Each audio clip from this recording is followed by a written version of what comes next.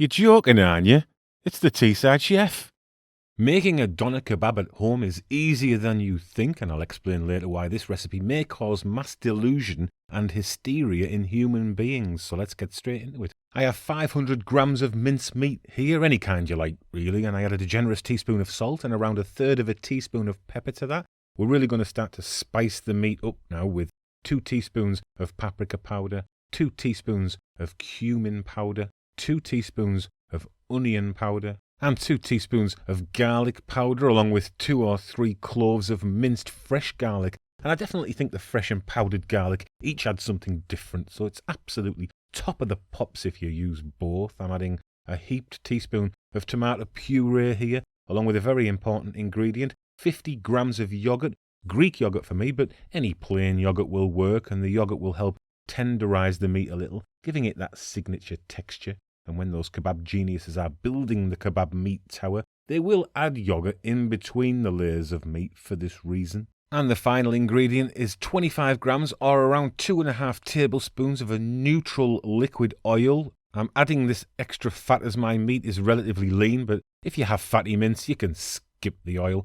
I'm mashing the whole thing together with my hands. You could put it in a blender if you like, but that just makes more washing up, doesn't it? And it makes no difference, really. You'll need to wrap the whole kit and caboodle in cling film, so give yourself plenty to work with. Form your mashed up meat into a rough sausage shape before plonking it down and then giving it a proper gripping. And you want the meat to be tightly packed, so don't half-ass this firm forming stage.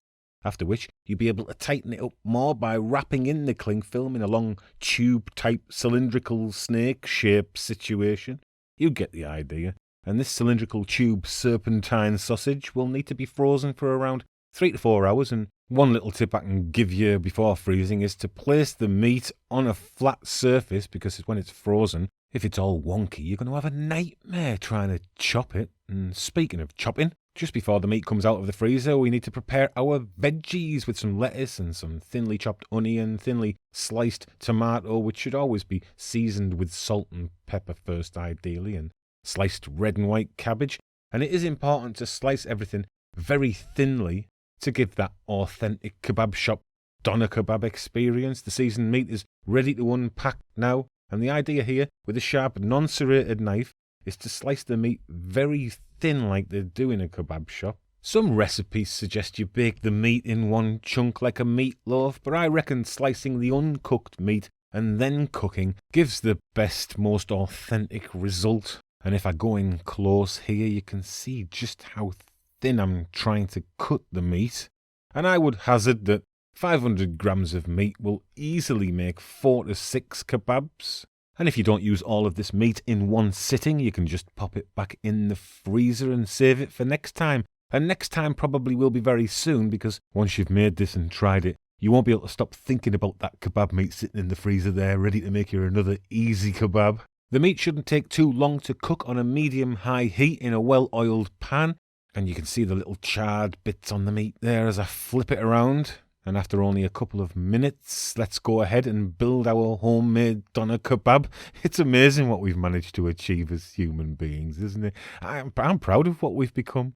My kebab breads, of course, link in the description, with my tzatziki, link in the description. Finely sliced iceberg lettuce and plenty of onions and the cabbage. I don't know why they call it red cabbage when it's purple, but there you go. And I don't know why they call it white cabbage when it's mostly green, but there you are, there it goes.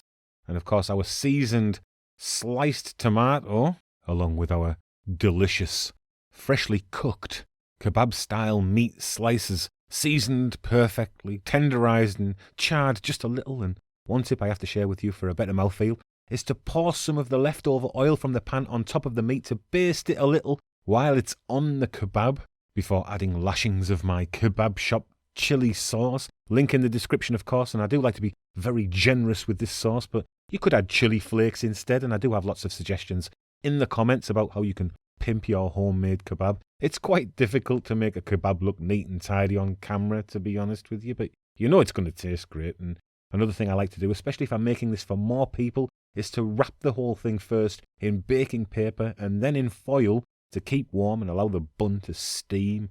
And if you do this, you will be convinced you bought this from a real kebab shop, even though you know in the back of your mind that you've just made it yourself. So, apart from magic mushrooms, my homemade doner kebab is so good, it's the only food that can cloud your judgment with false perceptions and unsettling delusions. See you next time, eh? Ta-ra.